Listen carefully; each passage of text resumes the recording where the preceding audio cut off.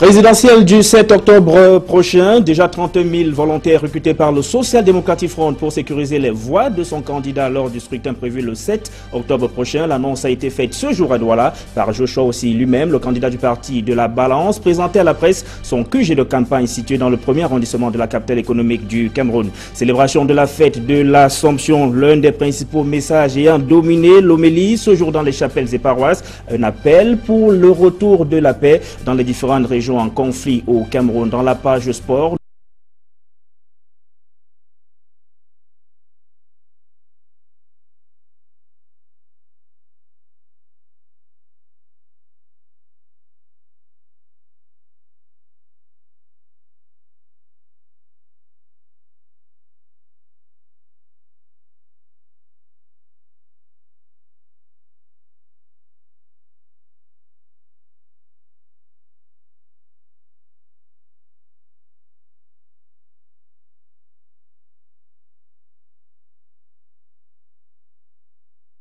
pour sécuriser les voix de son candidat lors de ce scrutin prévu dans le 7 octobre prochain. L'annonce a été faite ce jour à Douala par Joshua aussi lui-même, le candidat du parti de la Balance à cette élection présidentielle, présenté à la presse son QG de campagne situé dans le quartier Akwa, dans le premier arrondissement de la capitale économique du Cameroun. C'est un reportage signé Georges Mitterrand-Dam.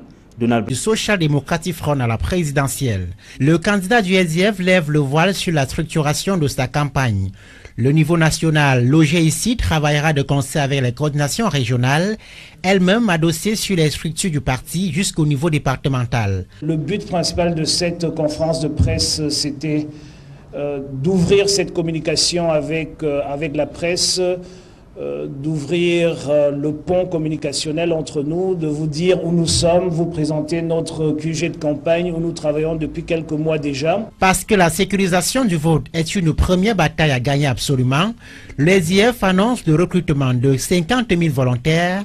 30 000 sont déjà recrutés et formés comme scrutateurs entre autres, pour aider le parti à être présent dans l'essentiel des 25 000 bureaux de vote de la présidentielle. Ces bénévoles et les militants et adhérents du parti seront ceux qui sont en train d'être formés comme scrutateurs lors de l'élection.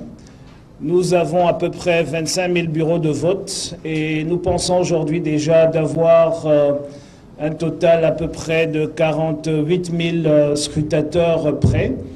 Et nous sommes en train de travailler pour pouvoir doubler le nombre de scrutateurs pour chaque bureau de vote, dont nous sommes assez confiants sur cet exercice-là.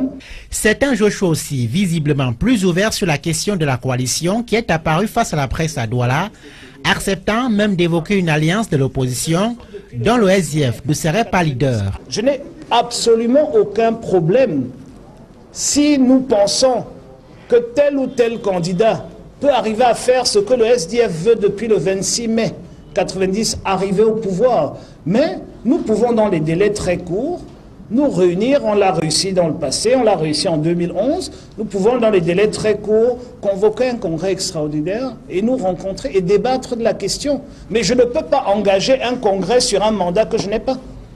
Et le congrès du SDF est souverain, c'est ce que j'ai dit. La campagne du Social Democratic Front sera digitale pour l'essentiel, en s'appuyant par contre sur les moyens de communication classiques autour du slogan « Ensemble pour un Cameroun meilleur ».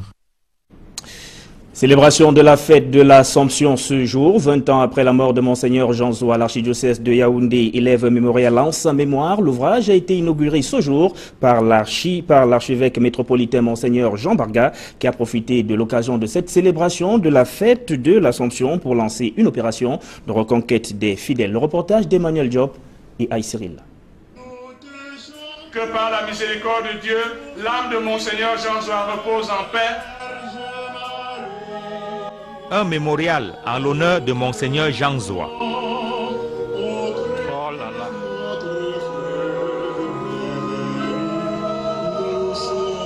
« 20 ans après le décès du tout premier évêque indigène de Yaoundé, l'archidiocèse lui rend hommage. La perpétuation d'un ancêtre dans la foi comme Monseigneur Jean Zoua est aussi une marque de consolidation de cette foi dans l'aujourd'hui de notre temps.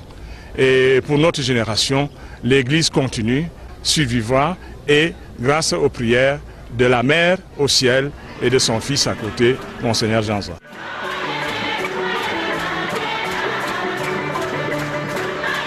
L'occasion est toute trouvée. La fête de l'Assomption en la basilique Marie-Reine des Apôtres de Mvolié, édifice dont la première pierre a été posée par Monseigneur Jean-Zoa. Monseigneur Jean-Zoa est fils de la Vierge Marie. Il a voulu lui rendre honneur dans notre pays en lui construisant cette belle et grande basilique. Et le voici honoré ici, au flanc de cette basilique, afin que nous puissions faire le lien que notre Église vit de l'intercession de la Vierge Marie. Et par amour pour elle, il faut faire les plus grandes belles œuvres pour l'honorer. Par ces temps où les églises de réveil poussent comme des champignons au Cameroun, la fête de l'Assomption a donné l'occasion à l'archevêque métropolitain de Yaoundé de lancer l'opération Reconquête des fidèles, notamment chez les jeunes. Nous allons faire en sorte que les 5000 jeunes qui fréquentent quotidiennement la colline de Mvolié aient une pratique chrétienne totale. Si nos jeunes se laissent initier à la pratique chrétienne, demain nous aurons encore des églises pleines. Mais si nous ne le faisons pas, elles vont se vider. Dans un environnement où la foi chrétienne est en baisse, l'archevêque de Yaoundé invite également les fidèles à renouer avec le chemin de l'Église. De moins en moins et de façon relative, les fidèles sanctifient le dimanche et les jours de fête d'obligation. Je rappelle que la participation aux messes est l'affaire de tous les fidèles, pas de certains seulement. Pourquoi d'autres ne viennent donc pas à la messe? Que nous puissions reprendre la pratique chrétienne, car l'Eucharistie est au cœur de l'Église. Au-delà des exhortations de Monseigneur Jean Barga, la fête de l'Assomption a été célébrée avec faste et solennité à la basilique Marie-Reine des Apôtres de Mvolié, à Yaoundé.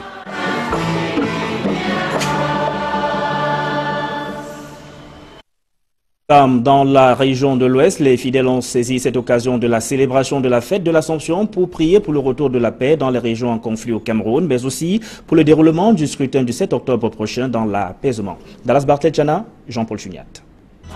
À la paroisse Saint-Albert-le-Grand de Tamja, l'une des intentions de prière à la Vierge Marie, c'est implorer son intercession auprès de son Fils Jésus, d'accorder sa clairvoyance au peuple camerounais, a bien choisi son président de la République le 7 octobre 2018. À tous ceux qui sont appelés à participer au vote, de savoir que c'est la conscience qui vote, afin que nous donnions à notre pays celui qu'il faut, celui qui va nous aider à vivre dans la paix. La paix, le Cameroun en a besoin par ces temps où une crise civilo-militaire sévit dans les régions du sud-ouest et du nord-ouest. Les premiers missionnaires avaient confié notre pays à la médiation de la paix Sainte Vierge Marie. Et en ce jour, nous avons élevé nos voix pour nous demander de nous accorder cette paix qui nous manque. Au-delà des préoccupations sur le destin d'un peuple, l'officiant du jour demande aux chrétiens et tous les humains de copier les vertus de disponibilité et humilité de la Vierge Marie à faire du bien pour ses semblables. De manière spontanée, elle se lève pour aller rendre visite à sa cousine Elisabeth, sachant le poids de son âge et la douleur qu'elle porte avec la grossesse de son fils attendu Jean-Baptiste. Et elle se met à son service pendant 3 mois. Pour la commémoration de sa montée au ciel, la Vierge Marie est avant tout un modèle de fidélité, vertu qui fait bien défaut dans notre société. Depuis qu'elle a dit oui pour être la mère du Sauveur, elle continue à dire oui. Et c'est donc cette fidélité à l'accomplissement de l'œuvre de rédemption que nous célébrons aujourd'hui. C'est en souvenir de ses bienfaits pour l'humanité que la fête mariale fut instituée le 1er novembre 1950 par le pape Pie XII, en signe de glorification de la mère du Christ, d'avoir été choisie d'entre toutes les femmes et préservée du péché originel par le Seigneur.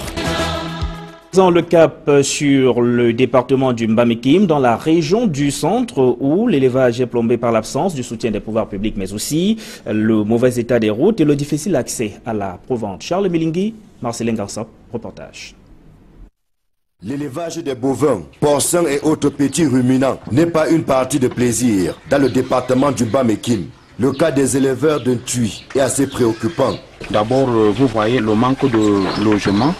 Et les logements ne sont pas appropriés parce que dans l'élevage des porcs, nous avons plusieurs logements. Nous avons les logements de mise bas, nous avons les logements d'engraissement.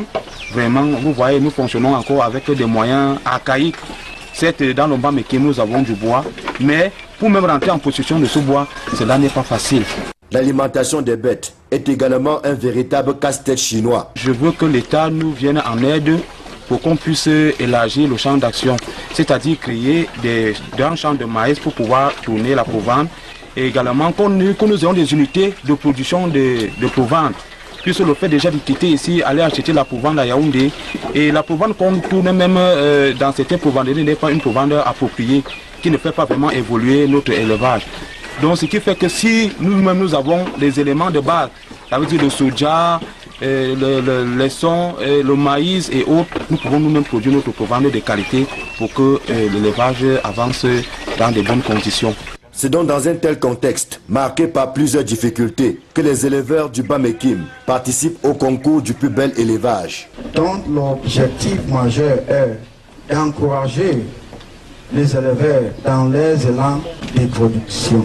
Parmi ces heureux récipiendaires, quelques-uns iront nous représenter à la foire régionale à Yaoundé. Au regard des difficultés liées notamment au transport des bêtes, les expositions et présentations ont été essentiellement faites sur simples photos, réduisant ainsi le charme et la portée de cette foire départementale. Néanmoins, au terme de la compétition, quelques éleveurs sont sortis du lot sur les 3 spéculations concernées. Parmi eux, le premier prix départemental de l'élevage des bovins, que voici. Loin de se satisfaire de son prix, qui lui ouvre les portes du concours régional, Ibrahim Yola égrène un chapelet de doléances, en plus des difficultés qui plombent son activité au quotidien. La route doit être bitumée parce que nous transportons nos animaux à pied et on a une semaine tout le temps persécuté par des voleurs de bétail qui ne nous laissent pas. Dernièrement, j'ai perdu une vache de près de 300 000 francs, disparue comme ça sans suite.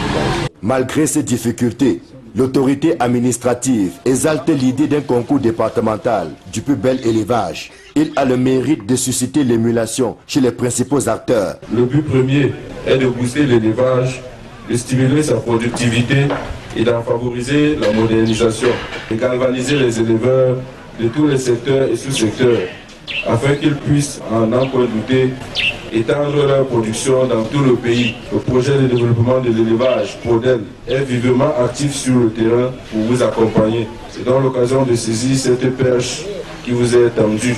Vous devez désormais redoubler plus d'ardeur au travail, afin que les années à venir soient encore plus meilleures. Le Bas-Mékim est un grand bassin de production animale. Les éleveurs se heurtent malheureusement à plusieurs difficultés que les pouvoirs publics peinent à résoudre.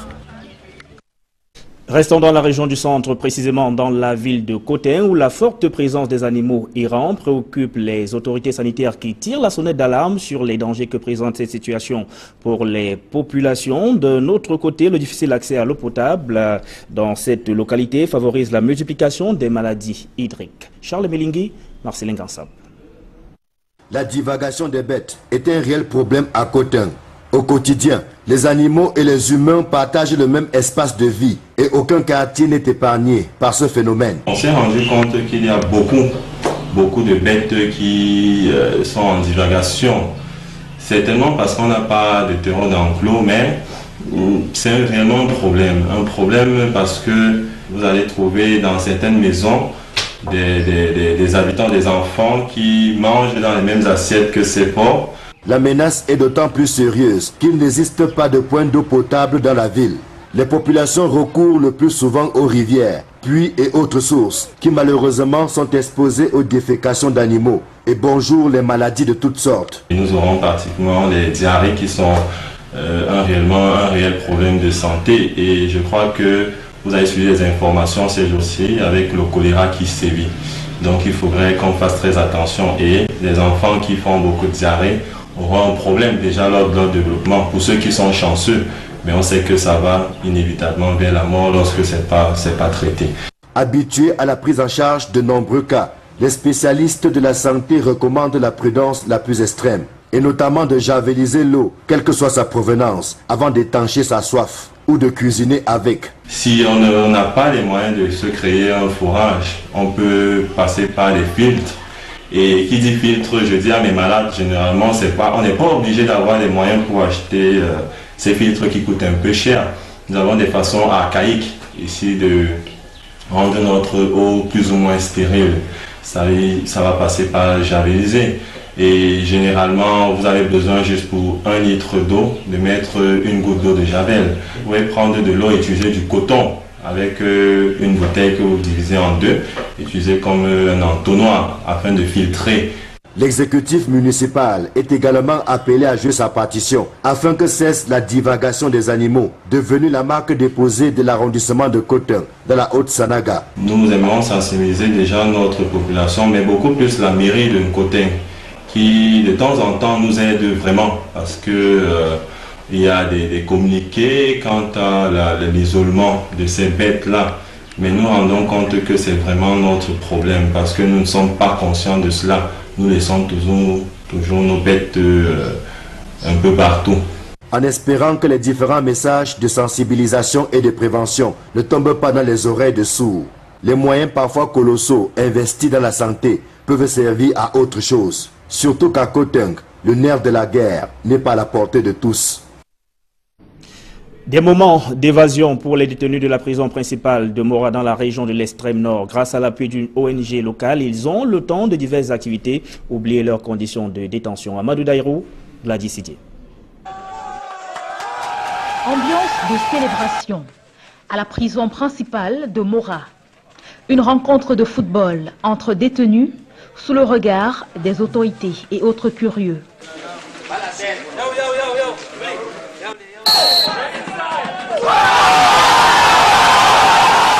Ils ont oublié leurs soucis le temps de la visite de l'ONG Local Youth Corner qui entend faire d'eux des agents de paix et de futurs entrepreneurs. Mora, pourquoi dans la zone du Maïf, ça va, après ces questions de Boko Haram et tout, on a jugé juste de transformer ces détenus en agents de paix, mais également en entrepreneurs, comme nous on les appelle dans le projet des prisonpreneurs. C'est pour qu'ils puissent être les exemples et puis qu'ils puissent être les porte-parole des autres détenus dans le cadre de la violence, de la lutte contre la violence et de la construction de la paix. L'ONG permet en effet aux pensionnaires de la prison principale de Mora de vendre les articles qu'ils confectionnent au sein du pénitencier, des produits de l'artisanat. Les meilleurs artisans ont été récompensés durant l'événement, des primes allant de 300 à 700 000 francs CFA. Une initiative saluée par les autorités. Parce que c'est pour la première fois que nous assistons à un très beau match à l'intérieur du pénitencier. Ce n'est pas donné tous les jours, quoi.